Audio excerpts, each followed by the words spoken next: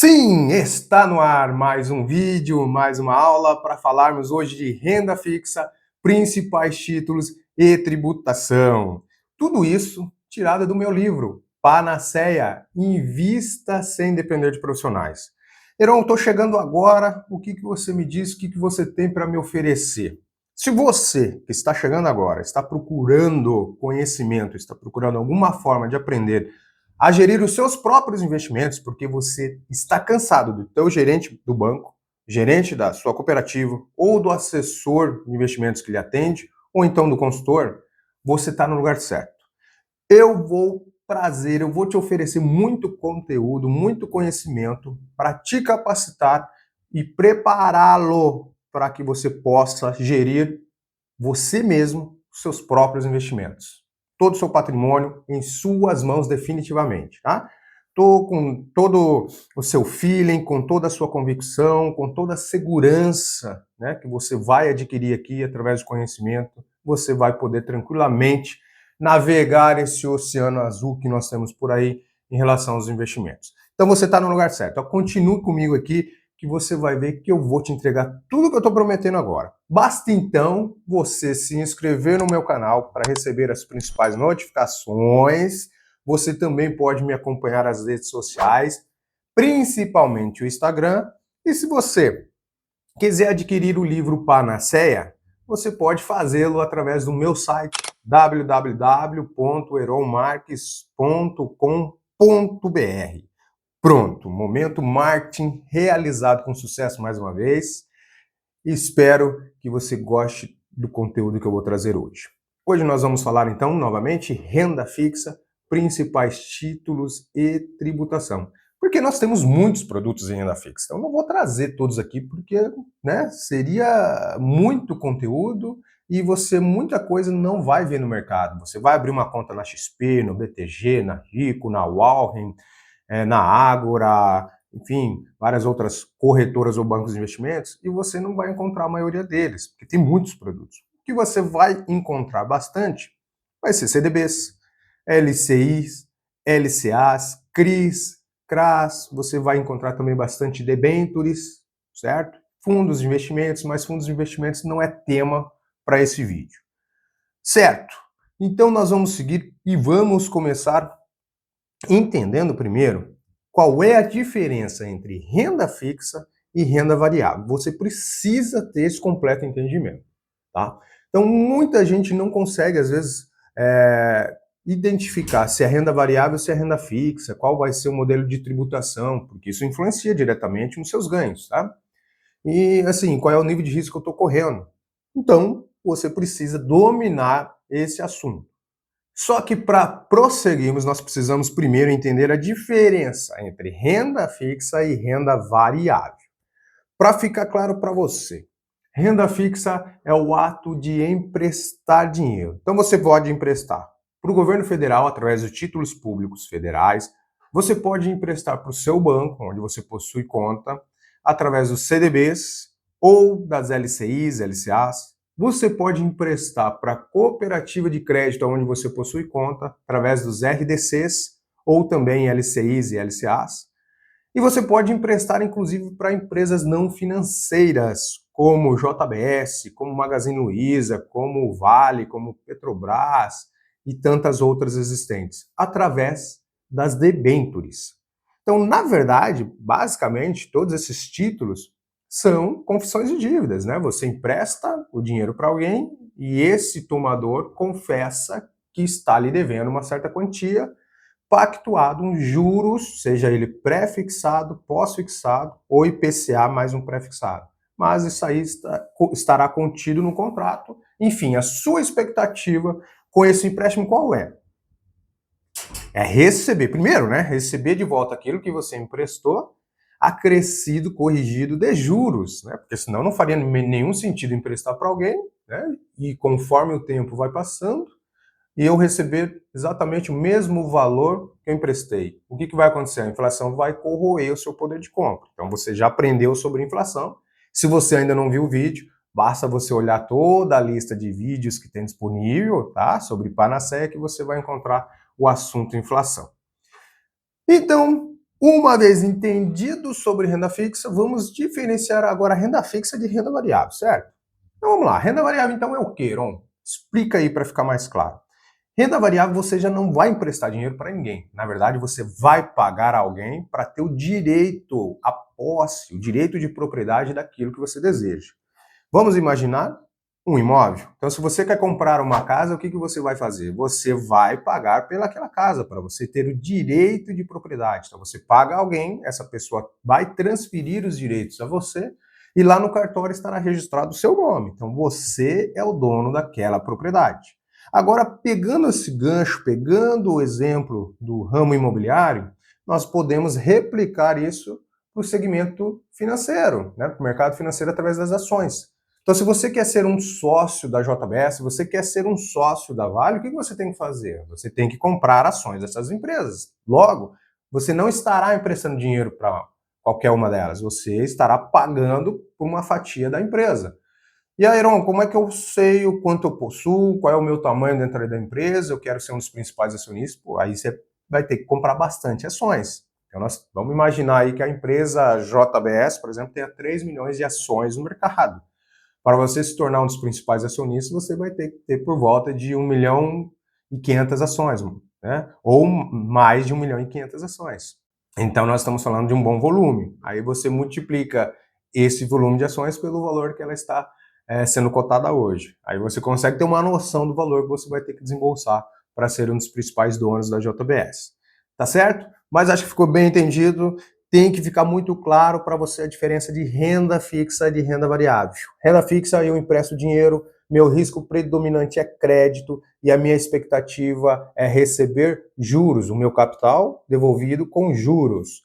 Em renda variável, eu vou comprar algo, um bem, um ativo, eu vou ter o direito de propriedade daquilo e a minha expectativa aqui é ganhar com ágio, né? A valorização, a diferença do quanto eu paguei e do quanto eu irei vender. Essa diferença, quanto maior ela for, maior será o seu ganho. Aqui em renda variável, o risco predominante aqui é o risco de liquidez, tá? O risco de liquidez você também já viu, né? Nós falamos no vídeo sobre risco, e risco de liquidez é a dificuldade em converter um ativo em dinheiro. Então, quanto mais difícil é vender algo, então maior será o seu risco de liquidez, menos líquido é esse ativo. Então, em renda variável, o risco predominante é liquidez, enquanto renda fixa, o risco predominante é crédito. E você viu que as expectativas de ganho são diferentes. Renda fixa, juros, e renda variável é ágio, ganho de capital. Certo. Então, ficou claro a diferença entre renda fixa e renda variável? Então, se me permite, nós vamos prosseguir, porque agora nós vamos conhecer os principais títulos de renda fixa, a começar por debêntures. Vamos falar de debêntures? O que é uma debênture? Vou trazer, resumidamente, a definição para você.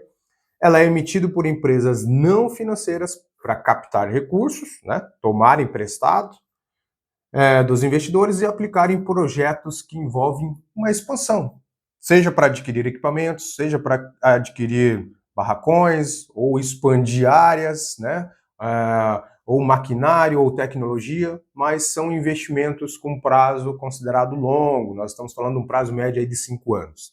Então, as debêntures são emitidas com essa finalidade. E aí você vai ver que existem, né, alguns detalhes sobre elas. Começar, já falei sobre os vencimentos, são mais longos, né? E podem ser negociados no mercado secundário. Quer dizer isso? Você comprou as debêntures de uma empresa, vou pegar aqui as debêntures da Vale, e você está precisando de dinheiro, te deu uma dor de barriga, você não tem nenhum CDB com liquidez, nenhuma aplicação em CDB ou RDC com liquidez diária, ou uma LFT do Tesouro Nacional, e você vai precisar desse dinheiro. O que você vai ter que fazer? Imaginamos que seja 100 mil reais. Então, quando você comprou diretamente da empresa. Na verdade, você não comprou, você emprestou 100 mil reais para a Vale. E você fez a negociação e está de posse dessa debênture. Porém, há um vencimento nas debêntures. Imaginamos que nesse caso aqui são 5 anos. Você tem que ficar 5 anos com ela para você receber de volta o que emprestou, acrescido, corrigido com os juros que foram negociados. Se você precisar antes, você não vai conseguir. A empresa não vai liberar, porque é contrato. e ela está totalmente respaldada pelo contrato. Qual é a sua alternativa? É negociar no mercado secundário. Então, você, investidor, com a debênture da Vale, você pode oferecer para os outros investidores. O mercado secundário é isso. Eu falo, olha pessoal, eu tenho aqui uma debêntures, eu paguei 100 mil, estou precisando do dinheiro.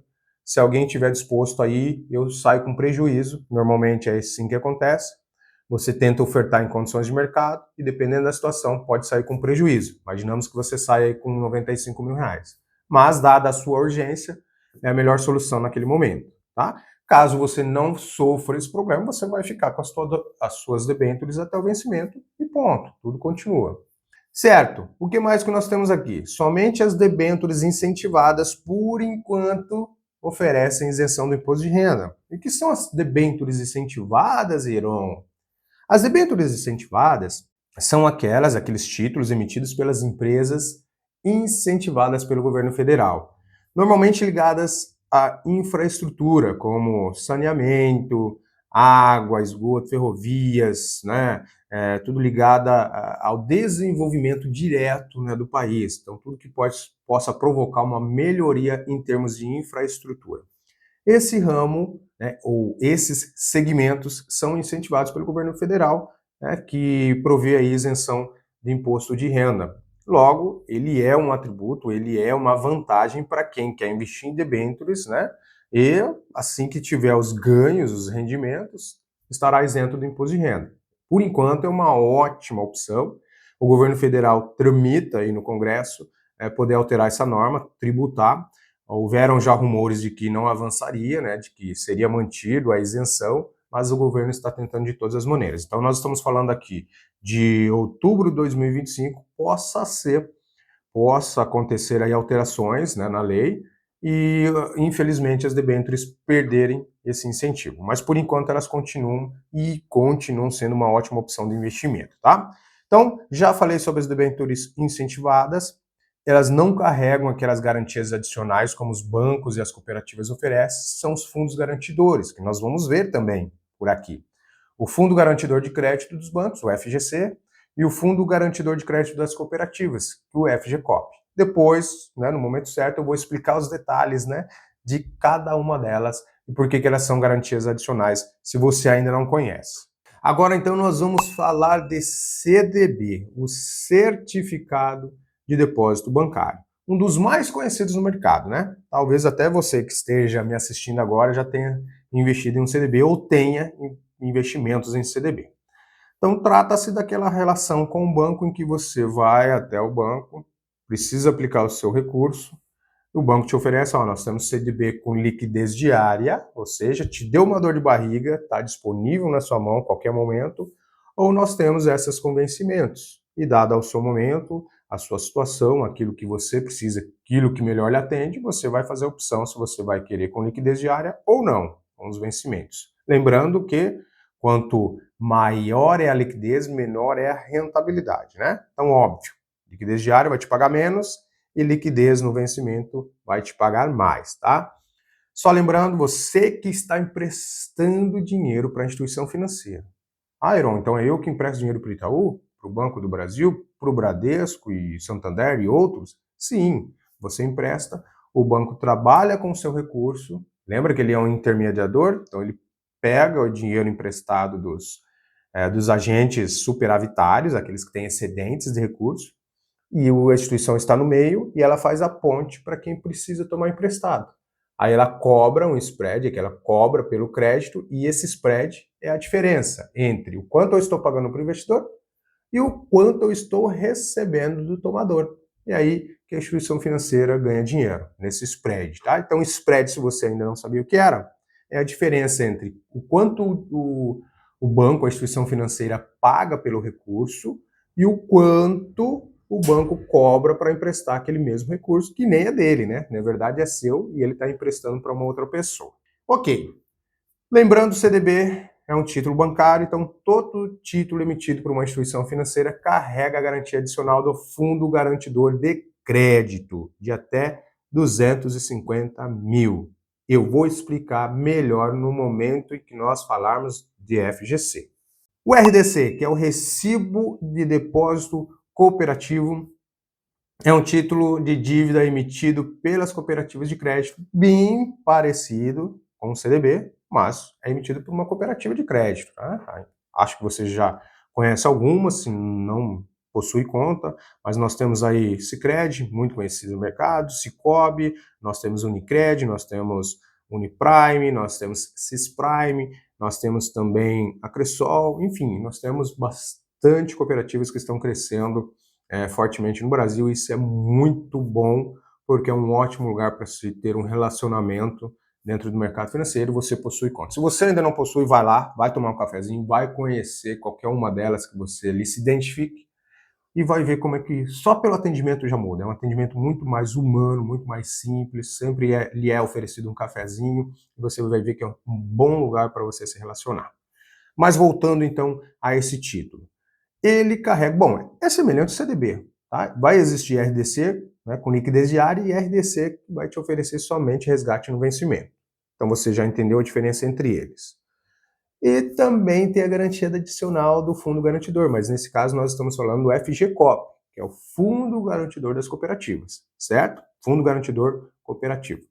E nós vamos falar também, obviamente, em detalhes sobre o que ele garante, o fundo garante, em que condições ele garante, no momento em que nós falarmos dos dois fundos, tá?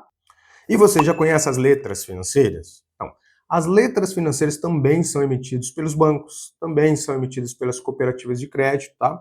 E também são emitidos por financeiras, companhias hipotecárias, entre outras instituições. Porém, as letras financeiras possuem vencimento acima de 2 anos. E isso, para a pessoa física, para o investidor pessoa física, acaba sendo uma desvantagem. Não é atrativo. Porque é preciso, no planejamento de investimentos, né, casar investimentos de curto prazo, investimentos de longo prazo. Mas, infelizmente, dentro desse nosso universo, as letras financeiras não têm muita atratividade para o público pessoa física. Por isso, você não vai ver com facilidade as letras financeiras disponíveis para investimento, porque acabam sendo emitidos em menor volume, face à baixa atratividade dentro do público pessoa física, tá? Mas você vai encontrar algumas, sim, na XP, no BTG, na Genial, na Walren, na Ágora, na Rico, Toro, tantas outras aí, corretoras ou bancos de investimentos disponíveis no nosso mercado. Mas detalhe importante aqui, é um dos únicos títulos, né, emitidos por essas instituições que não oferecem a garantia do Fundo Garantidor de Crédito ou também do FGCOP. Então, as letras financeiras não vão oferecer essa garantia adicional. É um produto que também tem imposto de renda, assim como o CDB e RDC, então não tem muita atratividade, por isso ela não compete muito com o RDC e nem com os CDBs dos bancos, tá? E a letra de crédito do agronegócio, você já ouviu falar? Famosa LCA? Acredito que já tenha ouvido falar, talvez você já tenha até investido, porque é um ótimo produto. E por que é um ótimo produto, Iron? Porque ele é isento de imposto de renda pessoa física. Então, consequentemente, isso vai te proporcionar um maior rendimento, né? Porque você não vai ter tributos a recolher. E também conta com a garantia do FGC e do FGCOP, certo? Até aqui nenhuma novidade, acredito eu, né? A maioria dessas informações você já sabia. Só que não, eu não entendo a origem. Onde surgiu a LCA ou como ela surge? Bom, a LCA, na verdade, ela surge das relações de negócios entre o produtor rural, né, que vem do agronegócio, junto com as instituições financeiras, junto com os bancos e as cooperativas de crédito. Então, o produtor rural, para poder produzir a sua safra, ele recorre a uma instituição financeira para tomar custeio rural. Então, ele pega um recurso e esse recurso será utilizado para a produção agrícola.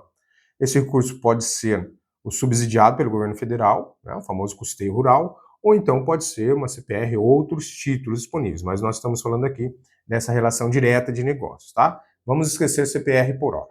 Ele vai lá, toma um custeio, ele vai lá, toma um empréstimo. Então, essas linhas, essa relação, esses contratos existentes entre o produtor rural e as instituições financeiras originam os contratos, obviamente. E esses contratos são garantias e são lastros para emissões das LCAs. Então, o que os bancos ou as cooperativas de crédito fazem?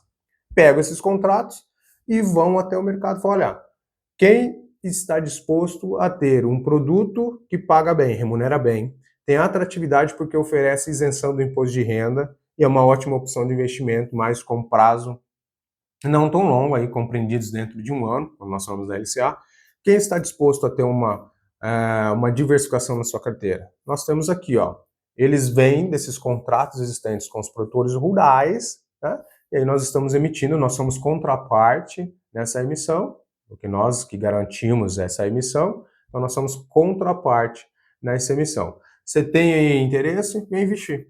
Então, na verdade, a LCA se origina desta forma. Por ser emitido por bancos, cooperativas de crédito, contam também com a garantia adicional, que é do FGC dos bancos e do FGCOP das cooperativas. E é um ótimo produto, né? Normalmente, em toda a consultoria que eu faço, né, uma LCA, uma boa LCA, ela tem que fazer parte dentro do escopo de renda fixa, tá certo? E também, já aproveitando esse gancho da LCA, a gente já aproveita para falar da LCI, que é a letra de crédito, mas agora é a letra de crédito imobiliário. Não tem nada a ver mais com o ramo do agronegócio, por isso que muda o nome, né? LCI, então, ela se origina de onde? De onde será? Das relações, né, de negócios sobre o segmento imobiliário. Então, as pessoas físicas que pretendem financiar seus imóveis, pretendem tomar recursos para construir a sua casa ou reformar a sua casa, vão até as instituições financeiras, né, tanto os bancos quanto as cooperativas de crédito, tomam o recurso emprestado e esses contratos, mesmo raciocínio da LCA, esses contratos servem de laço, ou seja, servem de garantia para a emissão das LCIs. Heron, também é um produto isento de imposto de renda como a LCA? Sim. Toda vez que você ouvir, toda vez que você vê um produto e você quiser saber se é isento de imposto de renda ou não para você, que é pessoa física, é só lembrar se ele faz referência a campo, a agro, ou se ele faz referência a imóveis, né? Segmento imobiliário. Fez referência a campo ou casa, fez referência a fazenda, sítio, fez referência a imóveis, apartamento, casas, opa, é isento de imposto de renda. Por enquanto, aqui em 2025, também há, né, no Congresso, a articulação através do ministro da Fazenda para que esses produtos também sofram algum tipo de tributação, seja na casa de 5% ou 8%. Está, né, tentando avançar, por enquanto também foi rejeitado pelo Congresso, e por enquanto ainda nós não temos, graças a Deus, nós não temos tributação sobre esses produtos, que são ótimas opções para uma carteira de investimentos, certo?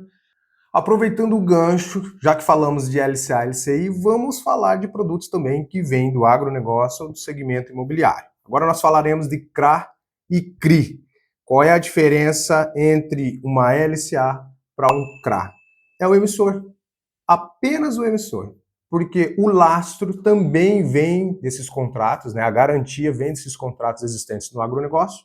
Então, empresas, né? Empresas de insumos e receptoras de grãos, o que eles fazem? Através dessas negociações com os produtores rurais, eles têm ali a receber, imaginamos, 100 milhões. Imagina aí que, dentre essas empresas existentes, AgroGalaxy, Bela Agrícola, Integrada, Cocamar, Coamo, né, as maiores aqui do Paraná, e você na sua região também pode ter outras empresas, elas vão até uma securizadora e falam assim, olha, nós temos 100 milhões a receber dos produtores rurais aqui, que nós, né, cedemos insumos para que eles possam produzir, sementes, fertilizantes, enfim.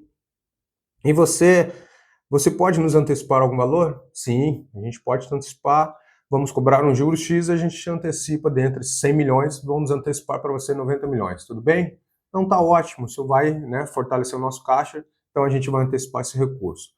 Então, a empresa, essa cooperativa, vai ceder toda essa carteira, né, de empréstimos para a securitizadora, que passa a ser dona daquela carteira, e ela vai utilizar essa carteira, esse lastro, essas garantias, esses contratos, e vai emitir as CRAs. E os CRAs, certificados recebíveis do agronegócio, são negociados no mercado em características, em condições semelhantes a uma LCA. A única diferença é que não é emitido por uma instituição financeira, e sim por uma securitizadora. Então não conta com a garantia do FGC, não pode contar, né? Não é emitido pelos bancos e nem pelas cooperativas de crédito, não pode contar com a garantia do FGC, muito menos com a garantia do FGCOP. Mas lembra agronegócio, não lembra? Não lembra campo? Se lembrar campo, é isento de imposto de renda para pessoa física. Aqui continua a mesma condição, certo? O CRI. O CRI também segue o mesmo raciocínio da LCI. Emitidos por securitizadoras, assim como a CRA, tá? Emitidos por securitizadoras, mas com características, né, condições semelhantes a uma LCI, mas emitido por securitizadora. Sendo assim, não conta com a garantia do FGC e nem FGCOP, porém também oferece uma isenção do imposto de renda. Perceba agora, vamos lá, vamos para a analogia e você entender melhor sobre risco, já que você aprendeu na aula anterior. Heron, entre uma LCI e um CRI, qual vai pagar mais? Qual vai oferecer uma taxa mais atrativa? O CRI. Heron, por quê? Porque o risco do CRI é maior, porque não tem a garantia adicional do FGC nem FGCOP, certo? E normalmente, empresas de menor porte emitem. Nós estamos falando aí de empresas ligadas ao segmento imobiliário. Heron, entre uma LCA e uma CRA, qual que vai me oferecer o maior risco? Uma CRA. Por quê? Porque ele não vai contar com a garantia adicional do FGC e do FGCOP, além de serem emitidos por empresas menores, principalmente quando a gente fala dos maiores bancos, né? Banco Itaú, Banco do Brasil, Bradesco, Santander, Caixa Econômica, enfim. Então, quando você enxergar na prateleira da sua corretora LCI e CRA, naturalmente você vai ver a CRA sempre oferecendo, pagando mais ao investidor, porque, lógico, oferece um risco maior. Tá certo? Viu como aprender sobre risco é muito importante, você vai usar o tempo todo, e eu falei que aquilo é fundamental para gerir a sua carteira de investimentos. Então, vamos trazer o que você aprendeu e vamos aplicando, né, para que você saiba diferenciar exatamente por que risco ele está envolvido sempre diretamente, né, em qualquer relação de investimentos, qualquer produto. Então você tem que fazer essa análise correta, certo? Chegamos ao final deste vídeo. Eu sei que você está gostando, você está aprendendo os principais títulos de renda fixa. Nós ainda vamos ver sobre os fundos garantidores de crédito. Eu falei quais são os títulos que são cobertos pelo FGC e pelo FGCOP. Também falaremos dos títulos públicos federais e finalizaremos com tributação para encerrar o assunto sobre renda fixa, tá bom? Então, peço que você continue me acompanhando, eu te agradeço por estar aqui, persistindo, seguindo comigo, sempre com muita disposição, e vamos juntos para poder ver o próximo vídeo, tá? Peço que você se inscreva no meu canal, ative o sininho para receber as principais notificações, me acompanhe pelas redes sociais, especialmente pelo Instagram, e estará disponível para aquisição meu livro Panaceia Invista Sem Depender de Profissionais no meu site www.heronmarques.com.br. Então eu te espero para o próximo vídeo, para a próxima aula. Até lá!